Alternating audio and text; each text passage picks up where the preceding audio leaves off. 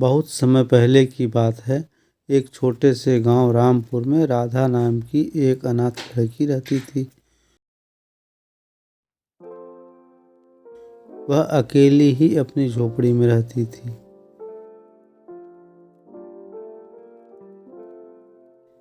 राधा लकड़ियां काटकर, मजदूरी करके, दूसरों के घर की साफ सफाई करके अपना गुजारा करती थी। वह गांव में सबकी मदद किया करती थी।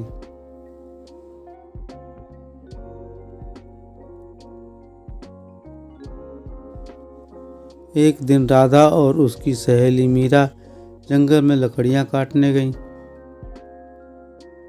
वह थकी हुई थी और एक पेड़ के नीचे बैठकर आराम करने लगी। अचानक उसने एक आवाज़ सुनी, मेरी मदद करो, मेरी मदद करो। वह आवाज़ आने वाली दिशा की तरफ जाने लगती है। उसे वहाँ एक घायल परी जमीन पर पड़ी हुई दिखाई देती है। वह परी को सीधा लेटाती है, परी के घाव साफ करती है और उस पर पट्टी बांधकर सहलाने लगती है। काफी देर बाद परी धीरे धीरे आंख खोलती है और राधा को देखती है। तुमने मेरी जान बचाई है। मैं तुम्हारा यह उपकार कभी नहीं भूलूंगी। तुम कौन हो? अपना परिचय बताओ।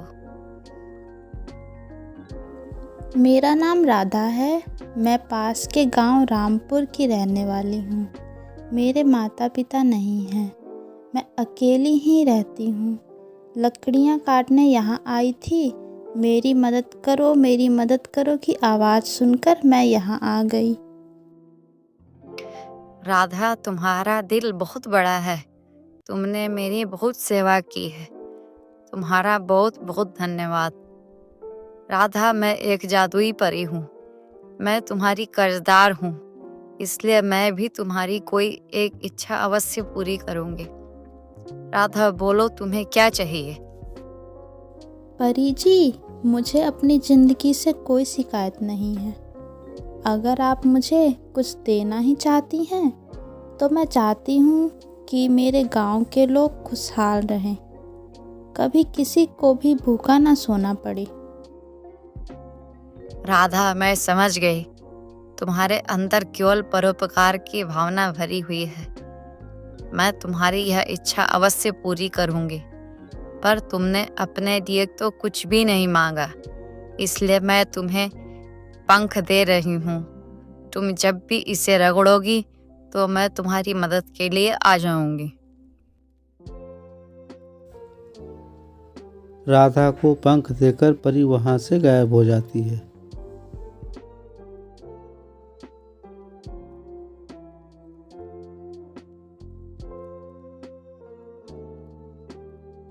राधा ने देखा गांव का माहौल बिल्कुल बदल चुका था। चारों ओर फसलें लहलहा रही थीं। गांव के सभी लोग खुश थे।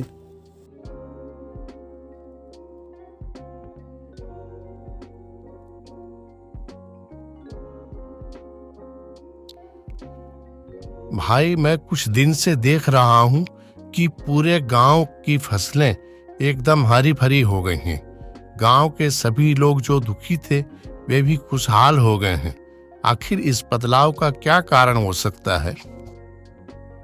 उसी समय मीरा वहां से जा रही होती है और जब उसने यह सब सुना तो वह गांव वालों को बताती है।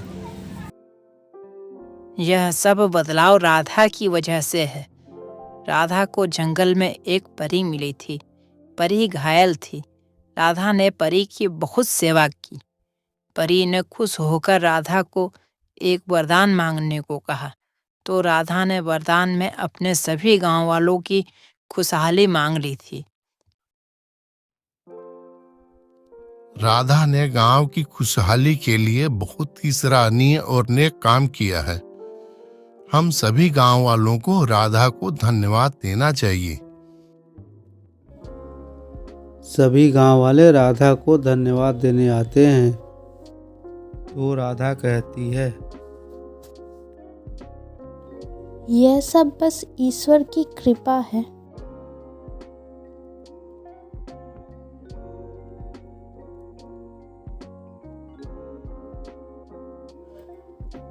एक दिन उस राज्य का राजा गांव के दौरे पर आता है। राजा गांव में हर तरफ खुशहाली देखता है तो वह उसके पीछे का कारण जानना चाहता है। उसे राधा के बारे में पता चलता है। राजा राधा को अपने महल में बुलवाता है।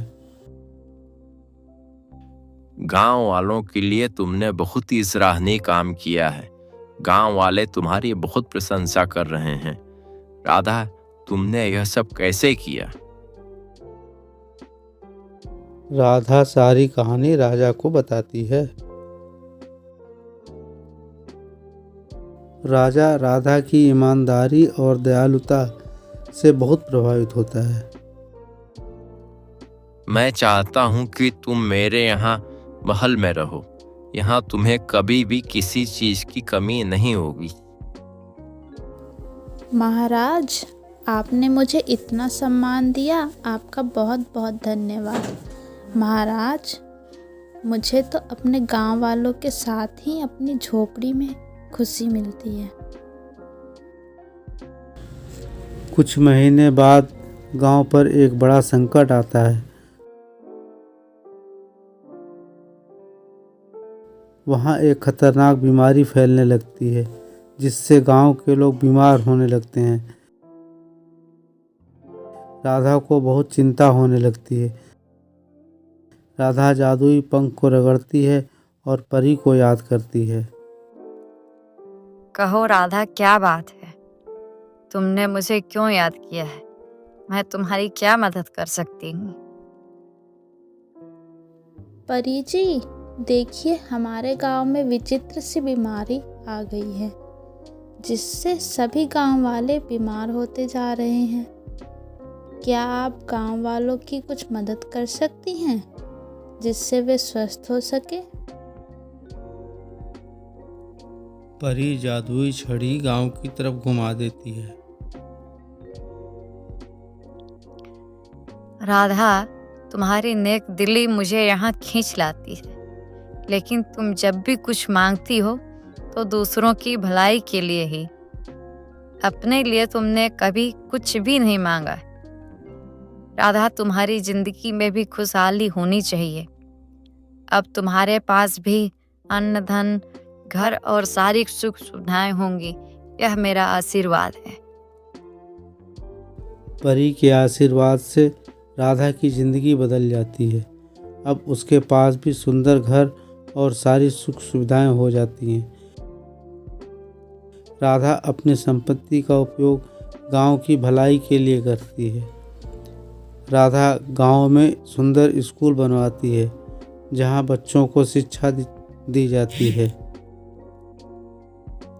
मोहन जी, इन बच्चों को अच्छी से अच्छी शिक्षा दें ताकि ये बच्चे आगे चलकर अपनी जिंदगी तथा अपने गांव का नाम रोशन कर सके। राधा जी, मैं भी यही चाहता हूँ कि ये बच्चे आगे बढ़ें और अपने तथा अपने गांव का नाम रोशन करें। इसके लिए मुझे जो भी परिश्रम करना पड़े मैं करूँगा और आपके सपने को साकार करूँगा।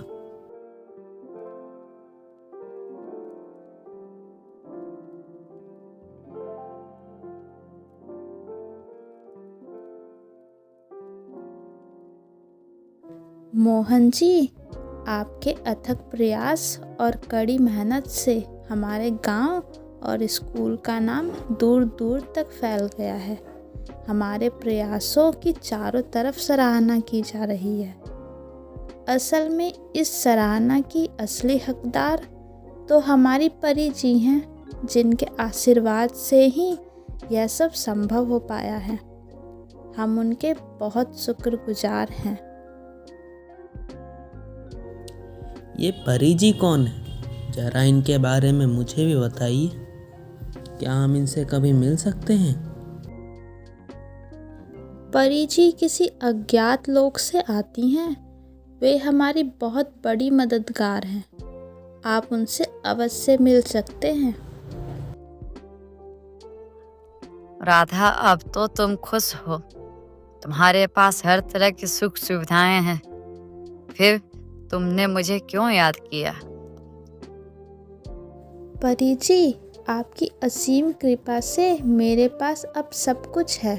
मैं चाहती हूँ कि आप मेरा आतिथ्य स्वीकार करें और मुझे अपनी सेवा का एक अवसर प्रदान करें। राधा, तुम बहुत भोली हो, सबका मन मोह लेती हो। तुम्हारे आग्रह को मैं कैसे ठुकरा सकती हूँ? चलो, जैसी तुम्हारी इच्छा। परी जी, ये हैं हमारे स्कूल के प्रधानाध्यापक मोहन जी। इन्होंने बच्चों की अच्छी शिक्षा और सर्वांगीण विकास के लिए बहुत कड़ी मेहनत की है। स्कूल और बच्चों के विकास के लिए इन्होंने बहुत ही सराहनीय कार्य किए हैं। इनके मधुर व्यवहार से सारे गांव वाले भी बहुत खुश हैं। परी जी, मोहन जी की यह इच्छा थी कि आपसे मुलाकात हो और आपका आशीर्वाद प्राप्त हो। अच्छा, आप लोग तब तक बात कीजिए, तब तक मैं कुछ भोजन का प्रबंध करती हूँ।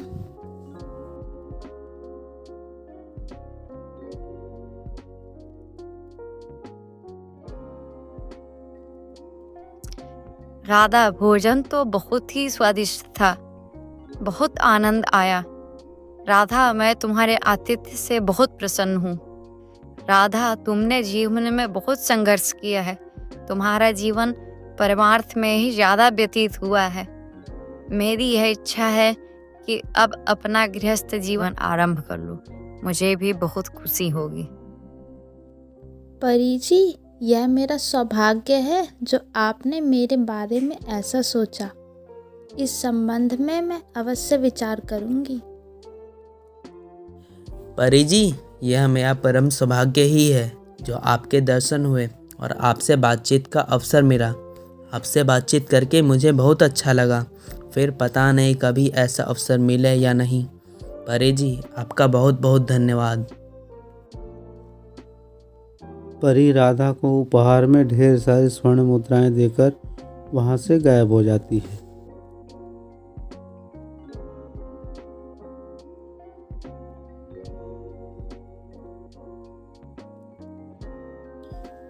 राधा जी, बहुत समय से मेरे मन में एक बात है। असमंजस में हूँ कि आपसे कहूँ या ना कहूँ। अगर आप इजाज़त दें तो आपसे कहूँ। मोहन जी, क्या बात है? बेहिचक कहिए।